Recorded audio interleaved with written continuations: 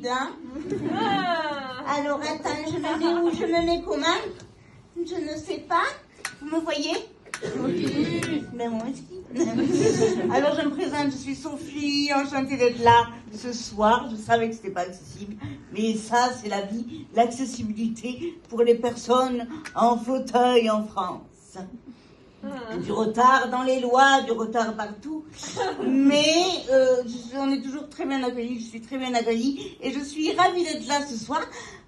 Donc en fait, je vous explique, je suis donc comédienne et metteur en scène. Et concernant l'accessibilité, une fois, effectivement, j'ai commencé il y a quelques années d'être comédienne et metteur en scène et je donne des cours de théâtre et j'ai demandé à tous mes élèves d'être là pour me soutenir. Mes élèves, bonsoir! Et les autres, bonsoir! Merci. Alors, si vous me voyez le profil, c'est normal. Je me tourne légèrement vers vous et c'est magnifique.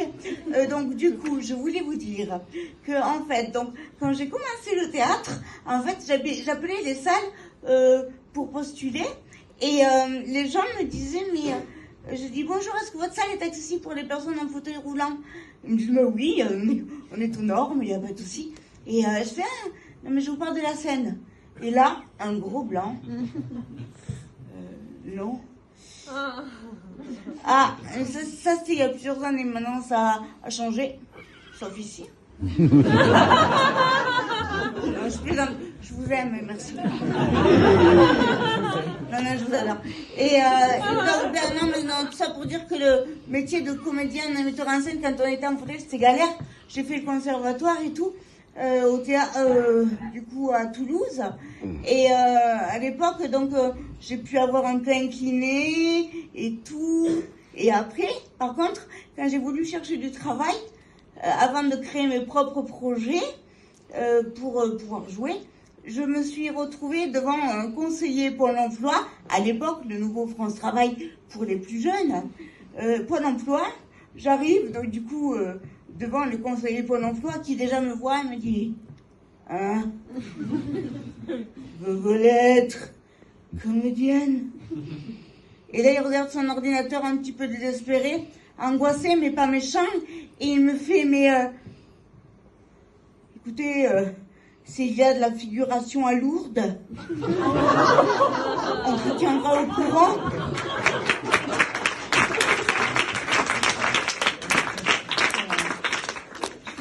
Merci monsieur, c'est gentil. Et du coup là je me suis fait un petit peu mon rêve de comédienne, mon rêve de vie idéale de comédienne et je me suis dit, je me voyais à 103 ans en train de dire, je me souviens, mon premier rôle de théâtre et de cinéma c'était à Lourdes et je me souviens quand j'ai tourné mon 4e film à Lourdes, c'était tout sympa. Et mon 5e film, 6e film à Lourdes, et le dernier à Lourdes. Donc Lourdes m'appelle et je pense que je vais m'y rendre. Et comme dirait, alors je vous partage une blague connue que vous connaissez tous peut-être, mais bon, qu'il faut sortir des fois, c'est à Lourdes, on me fait, vas-y, va à Lourdes, tu auras des pneus neufs dans la fontaine. Voilà, vous dire ça. Après, j'avais différentes anecdotes. Je regarde mon téléphone, car oui, je suis accro au téléphone. Les réseaux sociaux, tout ça. TikTok, mon doigt qui ne fonctionne pas. Oui, parce qu'il y a plein de choses qui ne fonctionnent pas chez moi. Surtout mon cerveau. Mais j'assume. Et donc, du coup, je voulais vous parler également de la suite de ma vie.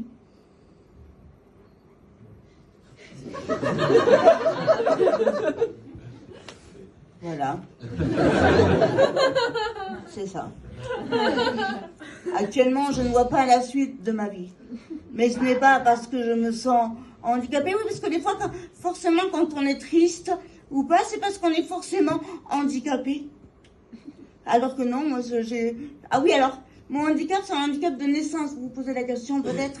Je suis née avec mon fauteuil. Enfin non, ma mère n'a pas... Ouais, mais non, ma mère, elle n'a pas accouché du fauteuil parce que ça aurait lui fait mal, la pauvre. Mais je suis née handicapée. J'ai toujours bien vécu mon handicap et c'est cool, quoi. Voilà. Je ne sais pas à quel temps on en est. Je regarde avec inquiétude derrière. Il reste... 1 minute. Merci. C'est pas quelqu'un du public qui a parlé? Non. Ah, d'accord. C'est les hommes, là. Non, mais j'avais quasiment terminé. C'était pour vous dire merci pour votre accueil. Et aussi, la dernière anecdote, ce sera pour vous dire que je vous aime beaucoup. Un maximum de bordel pour Sophie, s'il vous plaît.